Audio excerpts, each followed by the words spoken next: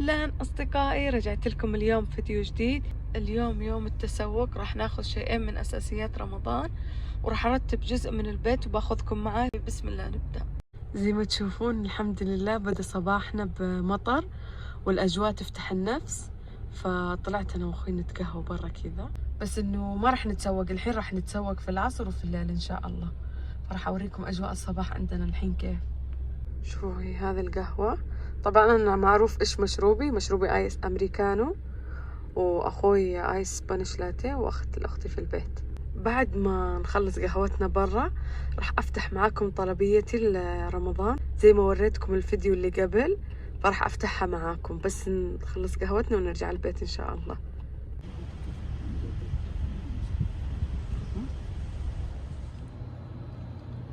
والحين رجعنا البيت وصار وقت إني أفتح طلبيتي، فيلا بسم الله.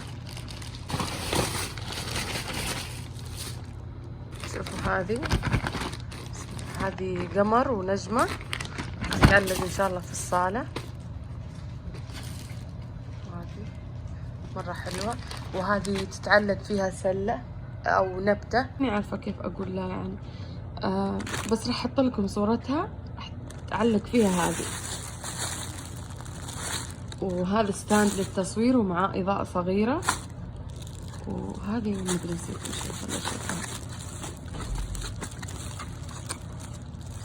عرفت هذه الإضاءة اللي تطلع كذا كأنه شمس بس مو شمس، عرفتوها هذه؟ وهذه نفس اللي وريتكم، وهذه تضوي في الليل. طبعا احنا عندنا في الغرفة زيها على دولابنا، بس المرة دي أخذت قمر ونجوم، راح أوريكم اللي عندنا. هذه هي اللي عندنا بس كانت كميتها قليلة يعني، ما عجبني، نبغى أكثر لأن مرة نحبها، فزي ما قلت لكم جبت هذه. هذه قمر ونجوم، وجبت هذه يقول انها 100 حبة بس ماني عارفة، راح اعطي اخواتي كمان من هذه لانهم مرة يحبوها. وبس هذه هي طلبيات، زي ما قلت لكم طلبت اللي ناقص بس، وبعض الاشياء ما طلبتها راح اخذها من المحلات اللي هنا باذن الله اما العصر او بعد المغرب نطلع نتسوق الاشياء الاساسية. ونسيت اوريكم هذه اسمها صائدة الشمس او شيء زي كذا، استغفر الله، لا يعني انه الشمس لما تدخل منها اشعتها تطلع مرة حلوة. وبس هذه هي مشترياتي. الحين صلينا المغرب وطلعنا رايحين لأول محل بناخذ منه أساسيات اللي هو محل منظفات.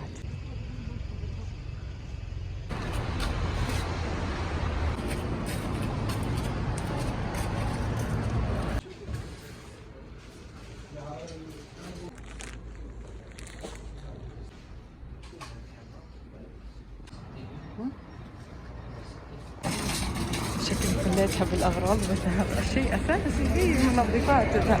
بس يلا عادي، أهم شيء ماما ما قالت لي حاجة، أخذت كل حاجة. أحتاج الحين ولا بعدين؟ إيه ده. وهذه هي الأشياء اللي اشتريناها من محل المنظفات، بما أن تعبنا وتسوقنا في المحل كثير ما شاء الله، فكان اليوم نصيب محل منظفات بس، ونكمل الأساسيات إن شاء الله بكرة. بس هذه نظرة سريعة على الأشياء اللي أخذناها. طبعا الحين راح أوريكم المنظفات واحد واللي راح أستخدمها لتنظيف المطبخ بإذن الله. أول حاجة هذا المنظف للمطبخ، أتوقع لا جميع الأغراض. هذا من ديتول، بصراحة مرة حلو، توني جربت أنظف فيه اختبار يعني لسطح المطبخ 5 دقايق، وكان تنظيف البقعة صعبة جدا جميل. وبما أنه أغلب شغلنا في رمضان في المطبخ، أغلب المنظفات تكون يعني أهم شيء تناسب المطبخ، أهم حاجة كانت. وهذا من كلوريكس للمطبخ خاص، وهذا بصراحة أول مرة أجرب هذه الشركة لتنظيف القزاز، بس إن شاء الله يطلع حلو. بدل ما نستخدم فيري راح نستخدم داك، فإن شاء الله يطلع حلو ونفس جودة فيري إن شاء الله. أعرف داك نستخدم أشياء للبالوعات الله يكرمكم، فأول مرة نستخدم للصحون. هذه طبعا للصالة، خذناها بودرة السجاد، وخذنا ديتول، خذنا هذه الله يكرمكم للحمامات، هذه للمطبخ أكثر شيء نستهلك في رمضان، وهذه روائحها جدا حلوة للحمام الله يكرمكم، وتقعد فيه مرة 2-3 أيام، وريحتها قوية وفواحة مرة حلوة. وكمان هذا دايم كل رمضان لازم يكون عندنا، طبعا ريحة الله يرفع الحرم تذكرنا بالحرم، ما ادري ليه بس ريحته مرة حلوة، ريحة الخزامة كذا انتعاش، لما نشم هذا خلاص نعرف انه رمضان.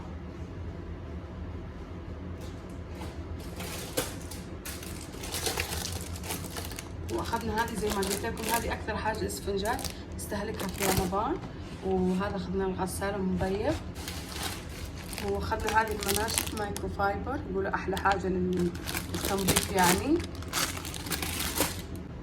واخذنا شوية مناشف للمطبخ.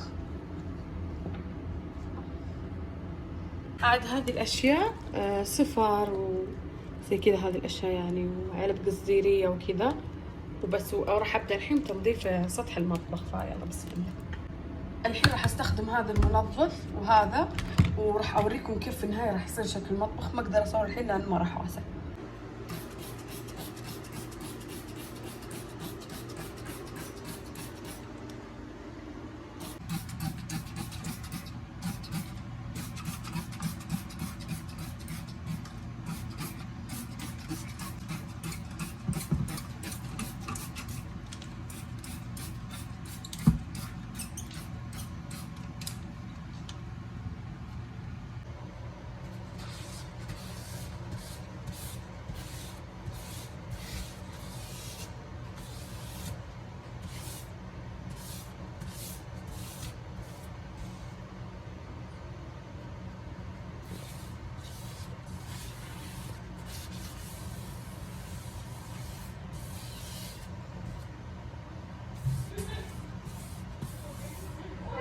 وبكذا خلصت هذه الجزئية من المطبخ.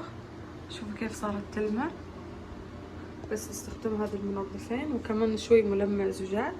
بصراحة أخذ مني وقت كثير وتعبت، فراح أوريكم هذا الدرج.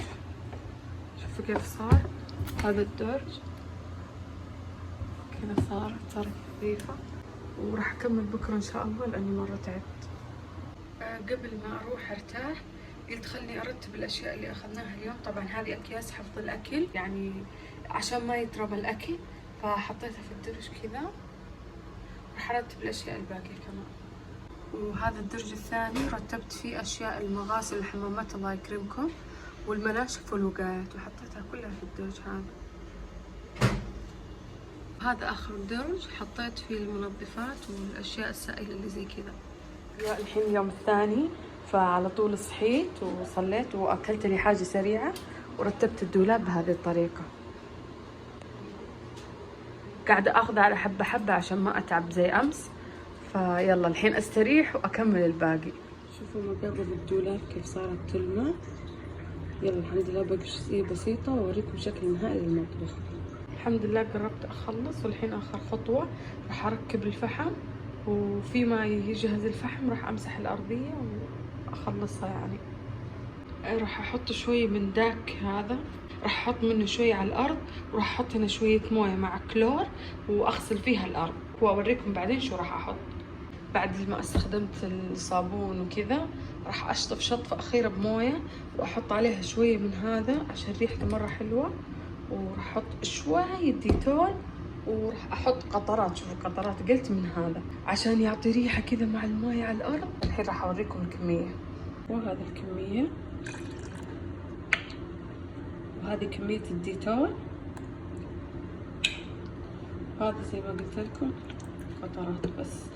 والحين راح أشطف فيها الأرض. يا سلام على ريحة النظافة، لو في خاصية الشم كنت خليتكم تشمون ريحة جميلة جدا جميلة.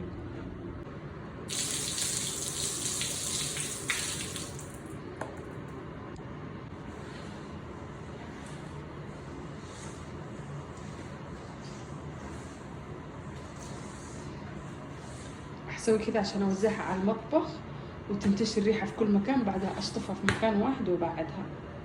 والحين راح أمسح الأرضية بلافندر، والعلبة الوردية اللي وريتكم شوي حطيت أشياء بسيطة بس، وكثرت كمية الموية. والحين راح أمسح المطبخ. والحمد لله الحمد لله بكذا أكون خلصت المطبخ، وأنا جدا مبسوطة وفرحانة إني خلصت المطبخ يعني. وإيديني شوي تعبت، كسرت الضفيرة وراحت، رغم إنه في قفازات، اشتريت قفازات علشان أنظف فيها، بس إنه مرات افكها لاني ما احب الا شغل ايدي كذا بدون قفال. فيلا مو مشكلة، كل حاجة تهون. وبس الحين احلى نوم بعد ذا التعب. يا الله انتظرها من يوم بديت ارتب المطبخ. فيلا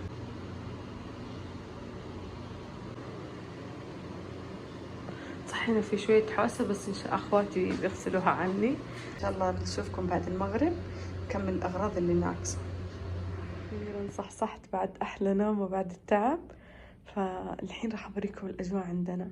طبعا ما قدرنا نطلع الحين لأنه مطر مرة قوي، فأجلناها شوي بعد العشاء، إن شاء الله يخف إن شاء الله.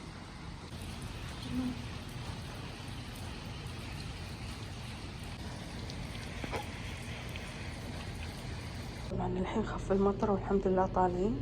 فاليوم عندنا غراض راح ناخذها. اول حاجه طبعات رمضان وشي زي كذا، والثاني اكمل ديكور رمضان.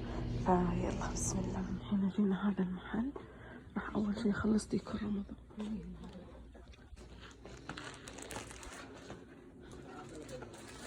احلى حاجه هذا.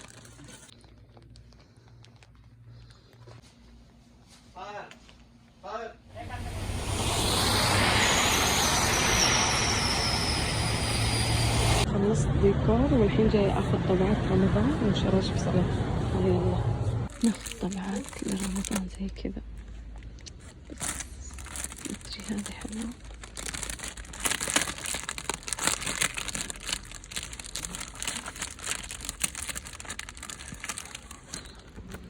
هذه مرة حلوة راح اخذها. اخذت هذه كمان مرة حلوة. كمان جينا ناخذ شراشف صلاة عشان رمضان. الحين خلص نحن جدا. رجعنا للبيت. إذا وصلت البيت وريتكم وش اشتريت لليوم. رجعنا للبيت وراح أوريكم وش اشترينا.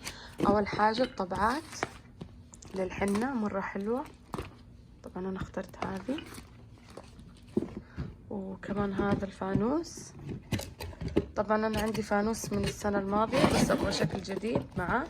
وهذا الله مرة حلو ما شاء الله. وكمان هذا قماش ستارة بس راح استخدمه زي القماش. راح اوريكم الديكور ان شاء الله في فيديو خاص لديكور رمضان.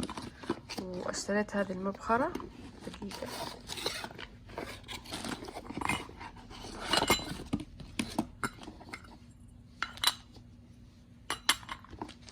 الله ما احلاها تبارك الله. واشتريت هذا الليزر عشان هذه. واشتريت هذا العطر وبس هذه الاشياء. فالحين ان شاء الله راح ارتب معاكم الصاله واوريكم شو راح استخدم للتنظيف. فيلا بسم الله. اقول لكم اشترينا شاشة في صلاة بس انه حطيناه على طول في الغسالة. فان شاء الله تشوفون بعدين في الفلوقات صور لكم. فيلا الحين التنظيف. الحين نفضت الكنبة نفض كامل هي والمخدات، ونزلت كل الاوساخ اللي عليها على الارض. وصارت الحين اني انظف الارض والسجاد. راح استخدم هذا ارشه على السجاد واخليه كم دقيقة وبعدها اكنس. بسم الله. طبعا اول مرة اجرب هذا.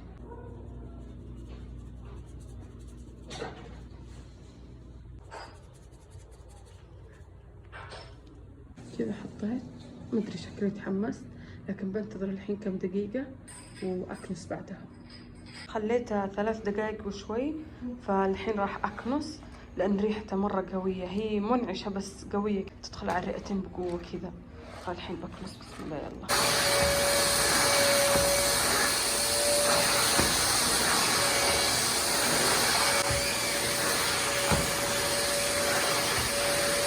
وكذا صارت الزولية نظيفة وريحتها مرة منعشة أخف من أول. فباقينا خطوتين الحين. أول حاجة راح أعطر الكنب، ثاني حاجة أبخر بس إنه أتوقع إني بستغني عن التبخير لأنه ريحة معطر السجاد مرة قوي. فراح أوريكم بشو راح أعطر الكنب. راح أستخدم داوني وأبخ بخات خفيفة على الكنب وتصير ريحة الصالة ولا أروع منعشة وريحة نظافة في نفس الوقت. فيلا بسم الله.